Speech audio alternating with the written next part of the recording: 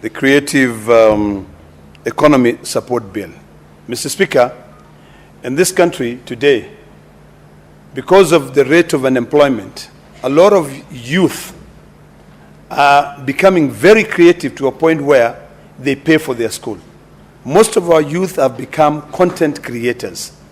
If you go to TikTok, some of us who wake up very early in the morning at around 5, or maybe 3 in the morning and you cannot be able to sleep, you try to figure out what is new in the creative industry. But the biggest problem that I see in this industry is that, one, I believe that we have actually overregulated it. I support this bill which is being proposed by Senator Eddy, but I think we need to allow this creative industry to self-regulate. When we allow them to self-regulate, they can actually be able to make sense of what they're able to do. Mr. Speaker, I have traveled around the world. Recently, I was in a country where very few people will dare go because there are very few flights that go to that country. In fact, from Dubai, there are only 2 aircraft that flies to that country. But what was so interesting about that country, and this is Belarus, is that it's a country that lives in its own. They believe in different political ideology, such that they are treated differently from those ones who believe in the principle of ideologies of the NATO-friendly countries. This is a Russian-friendly country. But one thing that really moved me is the creative industry in that country. I was shocked that, in the eve of a presidential election, the capital city of Belarus, it's called Minsk or something like that. The government organizes, the Electoral Commission organizes activities, which are sponsored by the creative industry. They organize dances, people come there and dance. They are reminded of their history. They are reminded where they have come from, the challenges they have come from. Most of that country economy was decimated during the Second World War. Everything was brought down. There was nothing in that country. So they had to rebuild everything.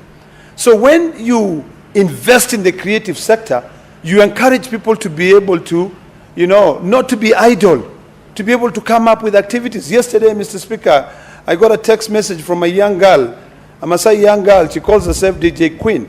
And she said, please, Senator, allow me, or can you please help me to be able to perform at the upcoming Madaraka Day celebration? And I know it's going to be held in Homa Bay, so I'm going to be reaching out to the presidential units to be able to ask whether they can allow this young girl to showcase her talent. She makes her living by singing. I know so many young girls who are looking for jobs, they cannot be able to get jobs. But these young girls, when they look for jobs, if they cannot be able to get jobs, they get into the creative sector. I have a young girl called Fabi Lekanaya. She also does the same thing. She goes out there and creates. What is the best way for us to be able to support these young girls? For them to be able to have money? Some of these kids come from very poor economies. Is it over-regulating? Is it by setting up an advisory board or setting up a corporate to be able to manage them? My view is that that would be the wrong way to go. And I'm going to be having a conversation with my good friend Senator Eddy, that we should not over-regulate. We should not set up a board, most of them who are not even from the creative sector, to be able to govern the creative industry economy. We should allow this creative industry around all the 47 counties to self-regulate. We should allow county governments to play a critical role. I long for the days when we used to have a national choir. When we were growing up and we were in primary school, when President Moi will come and open, when it is Madaraka Day or Jamhuri Day, there used to be like a national choir which will come to our schools. All of us sing a song. We'll go to Madaraka Day. All of us will sing, will participate. I long for the time when county government will create their own, will invest in their own creative industries. When you live abroad, Mr. Speaker, I lived in a small town called Concord in Massachusetts, and every Christmas holiday, you'll find all the fine artists coming to perform. The little town of Concord will sponsor, the businesses will sponsor these young people to be able to come there and do their performance. This is where we want to go. Towns have bands. You know, those bands are, these people are paid to be able to be in that band. If we now overregulate and we now say, let us set up a board that sits in Nairobi to regulate the creative industry, we are killing that creative industry. I think what we should do, because we are a country that is struggling to be able to create jobs and to look for jobs for these people, let's allow them to use the internet for free. Let us not tax the internet whatsoever. Let allow them to build their content. You know, they can use TikTok, they can use Facebook, they can use Twitter, Instagram. Let them do it. You know, I come from a school of thought that believes that we should never tax something which is free. The internet connects us. And every time I tell my staff is that your network is your net worth. So this creative industry should be looking at the networks that they have outside there. Which is the network that they have out there? They have people who will sit down here, go through Facebook, look at it. Let us find a way that these companies, which are companies that are formed in foreign countries, can be able to support children here, pay for their school fees. You know, I have about almost 2 million followers on Twitter, you know, and from time to time, I get a small, amount of money from X sending to me. You know, it's a small, but it's taxed. I wish it was not taxed, because then I could probably donate to someone else to be able to support them. So the most important thing that we need to think about this bill, and I want to have a sit down with Senator Eddy, so that during the committee of the whole, we can actually be able to try and see how do we develop a piece of legislation that will not make it difficult for people, for content creators to make money. It will make it easier for them to be able to benefit. I wish we could have one thing in this country which is free. You know, you cannot create jobs for everybody. Allow them to go make money. Let them use their knowledge and make money. Number two, Mr. Speaker, I don't fully support, although I partially support it. Let me correct myself, because Senator Eddy is one of the most intelligent young senators you'll find here. Establishment of this creative industry guild. Why should that guild be advising the cabinet secretary? What is the role of a cabinet secretary in my creativity? There's absolutely no role. This guild should be looking at where to engage the private sector, for the private sector to invest in these young creators, content creators, to invest in this sector, so that every advertisement which is done out there, if it is for me advertising the milk that I produce, I look for a young Maasai content creator, or I look for a young Giriama content creator, a young Somali content creator, to be able to advertise that milk. Why should, then the guild should be talking to the private sector, not the cabinet secretary. You know, this authority is created every time, and you're giving this cabinet secretary so much power. And when even you invite these cabinet secretaries to your committees, they come there unprepared, they look clueless. Like today, Mr. Speaker, I was actually perplexed. We had the cabinet secretary in charge of lands coming to the committee of lands to be able to respond to statements. There were like almost 20 statements which were requested. They were piling in our office. There were petitions. When she comes, not ready. We sit there and waste our time for no reason. Why are we giving them so much time? They will not even have time to sit down with this guild. So Senator Eddy, do away with this role. We don't need the cabinet secretary to be involved in everybody's business. That's why I keep on saying we are over-regulating for no reason. Mr. Speaker, you know, this guild, when you say that number 7B, conduct labor market surveys and mapping exercise of person involved in the creative industry and put in place the most appropriate strategies that facilitate the development of the creative industry. This is why I keep on saying we are over-regulating. We are over-legislating.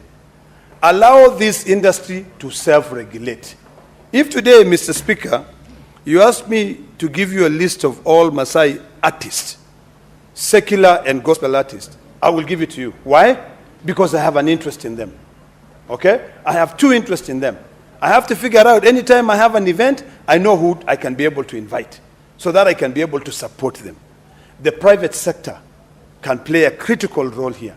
The private sector has a role to play.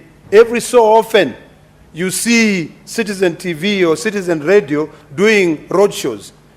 You know, you see radio stations carrying out road shows, and they hire the services of these artists to be able to market their stations. You know, let them self-regulate. The only thing that I could probably support here is that every county government should have a record of the artist, but not set up a guild that goes out and map. You are mapping, they are coming up every day, Mr. Speaker. They are doing collabos with artists in South Africa, they are doing collabos with artists in Tanzania, in Uganda. This is not necessary.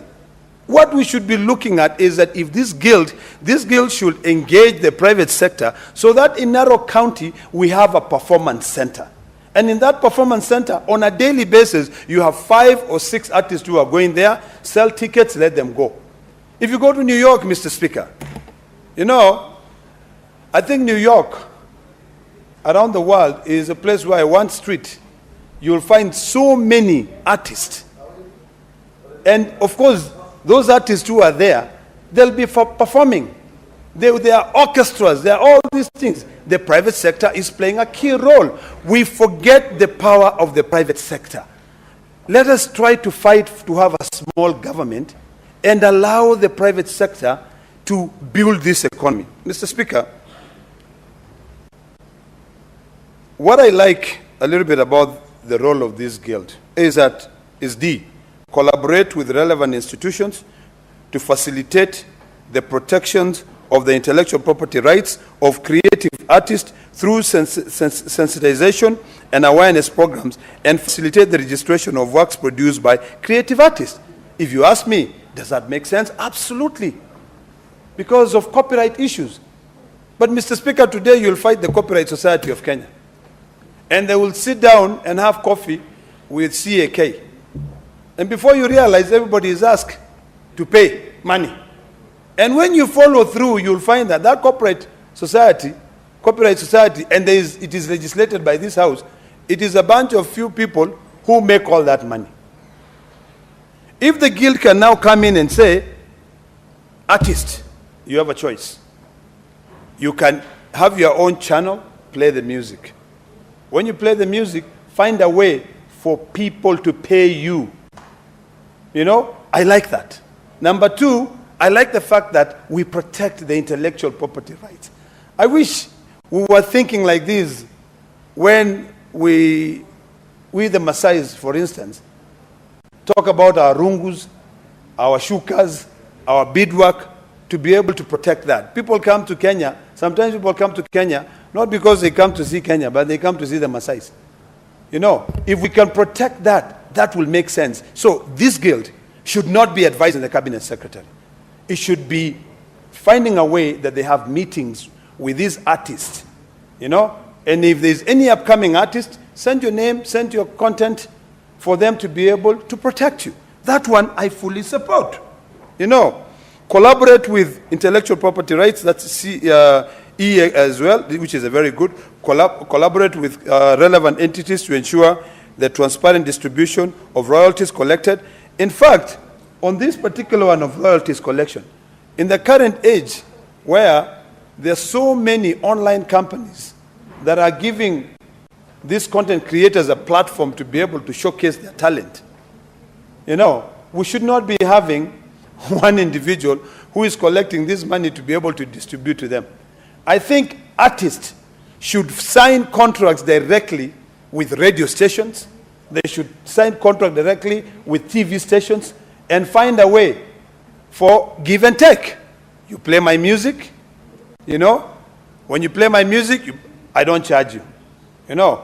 Or I appear there, you give me an opportunity to be able to market my kind of music. So those are the things that we need to look into. Finally, Mr. Speaker, as I sit down, let me reiterate on the importance of this bill. But I think, and I'm going to repeat this again, I will be sitting down with Senator Eddy to do away with overregulation, to do away with this need to set up, a body that now governs the creative industry. We don't. Let it self-regulate. Let people make money. Let people enjoy. And finally, and most importantly, let us make sure it is tax-free, because it is their creativity. Don't charge me. Don't overburden me with taxes for my creativity. Thank you, Mr. Speaker. Senator Catherine Muma.